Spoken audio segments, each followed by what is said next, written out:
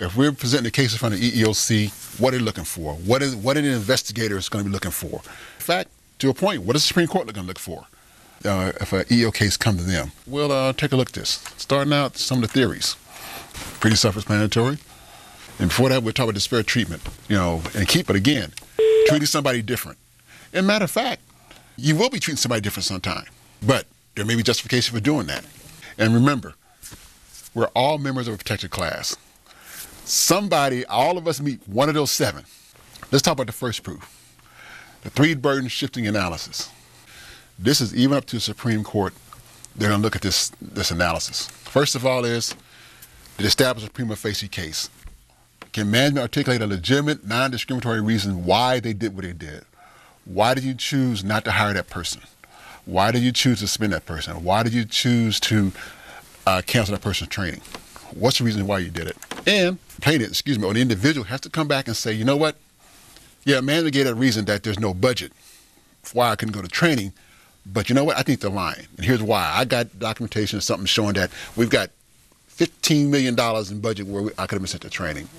Also, the employee, that a complainant, has a burden of production. Again, they say that, we know management got $15 million extra money stowed around somewhere, so here's my proof. Here's my proof that I have it, that they had the money, they could have sent me to training. And a burden of persuasion. They've got to be the one to persuade the EEOC judge, Supreme Court, whoever, that, again, management is lying in what they're saying, or they're doing a pretext, and it's not the truth. It's really because of my race, sex, age, or whatever national origin, why I'm being discriminated, why this decision would happen to me. How do you establish a prima facie case? Member of protected class.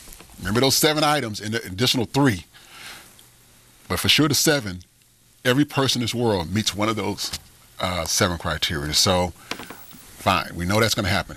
Employee, the agency took some type of action. Again, even as simply, I'm sorry, I can't let you go early today because we need to get this project done. Even something simple as that. We took some action. How are they treated different? How did you compare to somebody similarly situated? For example, you got the one male who was not allowed to go to training, but the 2 female employees did. Or vice versa. It could be the female employee and 2 males were allowed to go to training.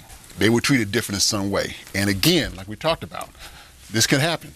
It could happen, but it could be legitimately why it happened. So let's keep that in mind. The second theory, disparate impact. And basically what we're saying here, one action, one decision, something that affects numerous people. But if you really think about a case that happened within the last 2 months or so, there was a class action suit against Walmart that went to the Supreme Court that was basically overturned. And one of the reasons why was that the complainant or that class needed to prove that this policy of not promoting women, unequal pay, and some of the other areas was permeated throughout Walmart's company. And we're talking about they're in China and everywhere. Versus maybe they should have focused on that store or maybe within that small district area. But they had to prove that there was a single policy to discriminate against women throughout Walmart's company. And it just couldn't do that. And I think we talked about the Connecticut firefighters where, for those who weren't familiar with that, where a group of firefighters filed a complaint against this one town in Connecticut for reverse discrimination because a test was given and turned out in the top 20%, 10%, whatever, there was no diversity. So the city decided to scrap the test. Well, those firefighters, it was 20 white and 1 Hispanic, filed a reverse discrimination claim. And they won the case based on some simple things that were really, really basic.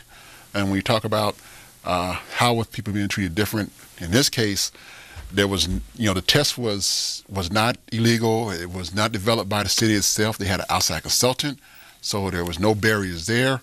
There was no barriers where folks were allowed to take the tests or given extra type of help or whatever, those type of things.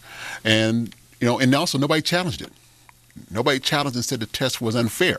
The city just dropped it and said, we're going to change because there's no diversity. So, and really in hindsight, what the city should have did, they should let individuals challenge it, whoever that might have been, and move forward with it. Probably the city should have done it, went back and looked at what happened.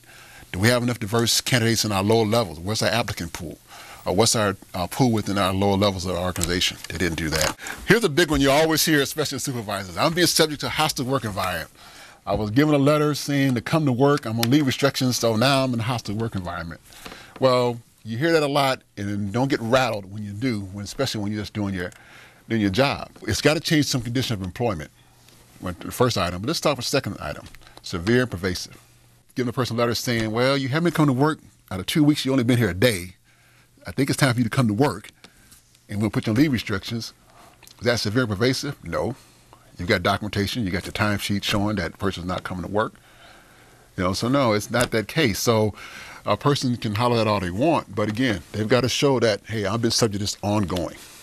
It's just been happening to me. It's just every day, and it's just disrupted my conditions of work. And then, like I say, a series of acts too. One letter doesn't constitute, or in that matter, let's face it, real world, employees get into the argument. 2 employees go at it, argue each other. Sometimes it go to blows, but anyway, but still, one say I'm subject to a hostile work environment because they got in an argument. Is that severe and pervasive? Has one person been just riding them for the last 6 months or whatever? It's not the case. It's just one argument that happened. So again, we shouldn't get caught up in the idea of hostile work environments. Somebody's got to prove that they've been subject to an ongoing basis.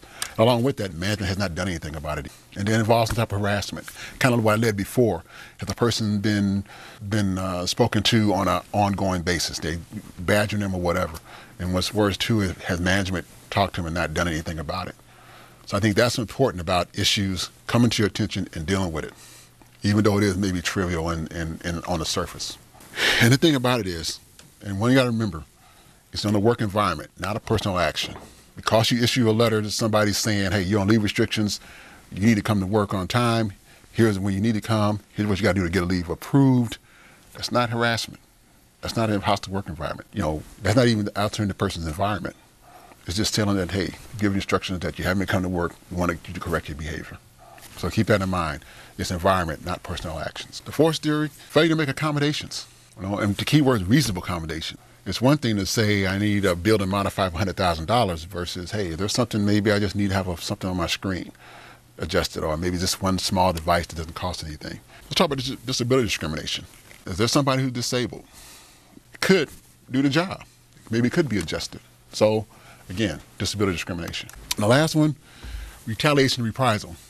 What's key about this one, again, people say, well, I got this letter or I got this thing done to me because this decision made because of retaliation. Well, a person's got to be able to prove for sure they will involve protected activity. And by protected activity doesn't mean file a grievance or anything like that. What it means is that a person had to be somewhere in the EEO process. Either they filed a complaint, they were witnessing a complaint, and even if a situation where they saw something going on to another employee and they went to management and said, listen, management, old Joe over there or Jane are being discriminated against. You need to do something about that. And all of a sudden their leave is being canceled or things have been happening to them because they stood up and said something about an employee. That could be subject to some type of retaliation claim. But again, they still got to do the burden of proof. They've still got to establish a prima facie case.